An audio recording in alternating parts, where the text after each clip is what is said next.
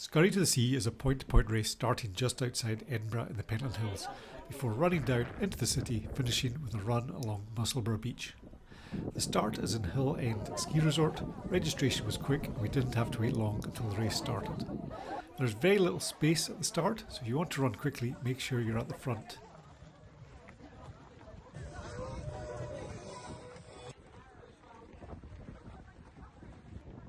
I walked at least 500 metres before I could start running as the route was so crowded.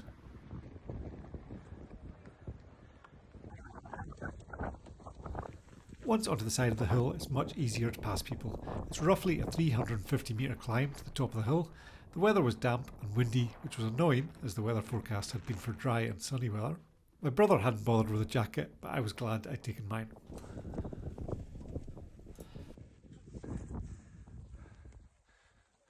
The faster runners were already heading down the hill when we were halfway up.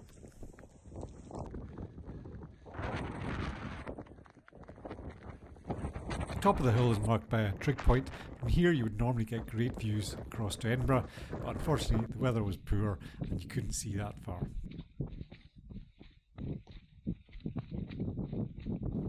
As you can see, the descent is fast on loose trail. Thankfully the ground wasn't too wet, so I was able to have a good grip.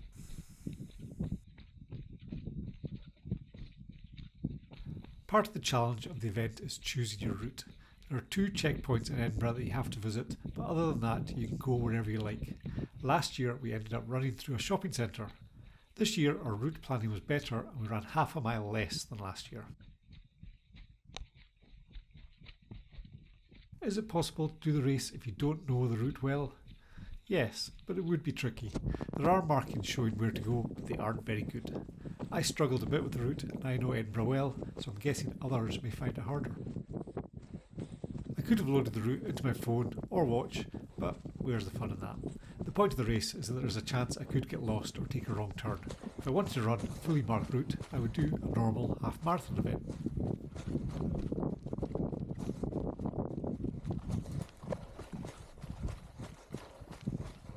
As you can see, it was pretty wet at this point. The rain wasn't heavy, but it was that annoying misty smur that means you get soaked without even realising just how wet it actually is. Up until this point, the route is pretty obvious. Follow the runner in front of you. Unless you're leading the race, when the pressure is on you to go the correct way, as everyone else is following you. Once off the hill, the route enters the edge of Edinburgh. First we crossed the bypass, which is one of the worst roads in Scotland. I used to work outside Edinburgh, and from the moment I got on the bypass until I got off would be one massive traffic jam. I knew that we were looking for a cycle or pedestrian path, but I admit I was relying on the man in front of us to know the way, as I only had a vague idea of where it was.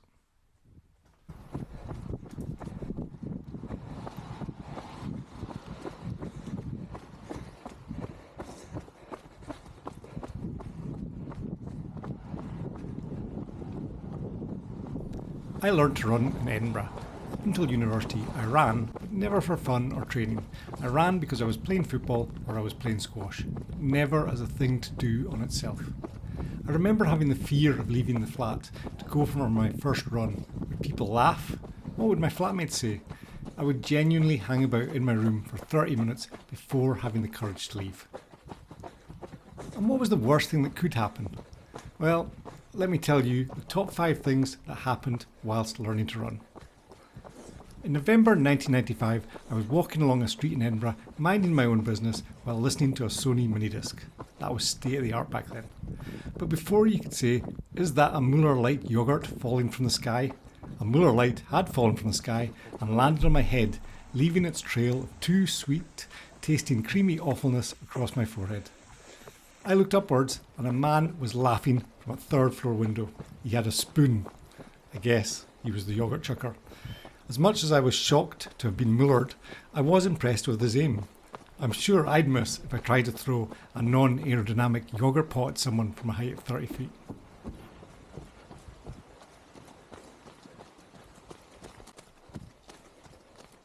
Sometimes it's not physical objects that are thrown, but verbal ones.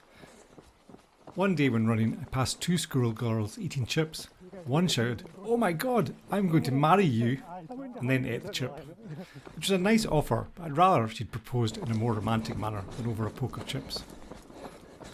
It's also amazing how many times cars, mainly van drivers, wind down their windows to shout, "Run, Forrest, run!" Do they not know that film is 30 years old? Another time, at Christmas, I was jogging and I passed a group of youngsters. My spidey sense kicked in and I instinctively knew they were going to pelt me with snowballs as soon as I was far enough away to hit, but not close enough to run after them. I counted to 3 in my head and braced myself for the inevitable pelting. I got pelted. It was really sore. Another time, whilst jogging near Meadowbank Stadium, a van pulled up next to me. The passenger opened his window and shot me with a water pistol.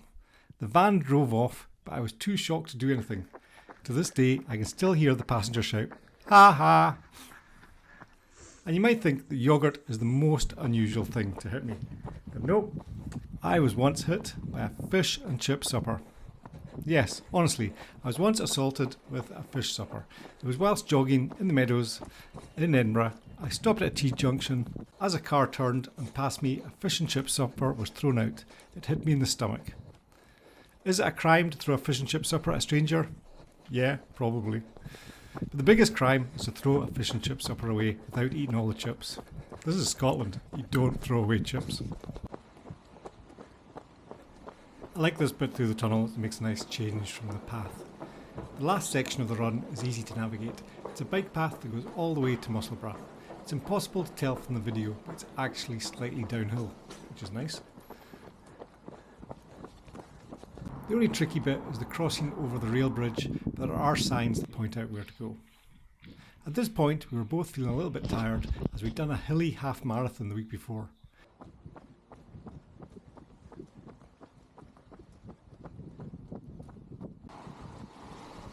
The path soon ends and we had to cross a busy road to get to the beach side of Musselburgh. I thought we still had more than a mile to run, so it was a pleasant surprise to discover we were closer to the finish than I thought. Overall, Scurry to the Sea is a great race and I'd thoroughly recommend it if you're looking to do something more interesting than a normal half marathon. It would be interesting to do the course the other way around. Maybe next year we will do Scurry from the sea.